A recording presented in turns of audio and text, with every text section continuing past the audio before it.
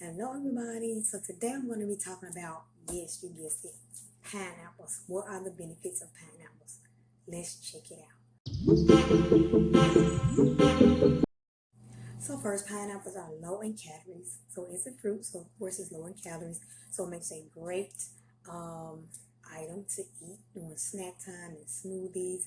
You know, you get it frozen, you can get it in cans, or you can just get it like I like it, fresh. So that's one benefit of pineapples, low in calories. Pineapples are also a great source of antioxidants. So antioxidants are really great to prevent you think about free radicals and causing damage to the body. So think of it this way. I remember when I was in school, let's just say you had like a iron bar that was in the field or something. Over time it begins to rust, and that process is called oxidation, right?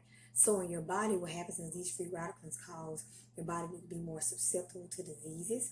So the oxidation process happens in your body. So getting foods that are good sources of antioxidants will help, ward against that.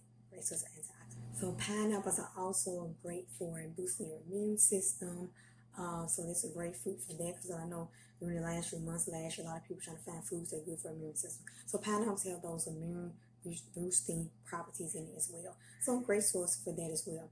Also, it may help to even prevent some cancers, and also even help with arthritis. So these kind of fruits are really great to add to your diet. So if you don't have pineapples in your diet now, I would recommend that you add them. Really great. And don't forget to check out www.stepsforchange.net, and also subscribe to my page, Steps for Change YouTube page. And also don't forget to check out the book, Tasty and Tip. I will see y'all later. Have a great day.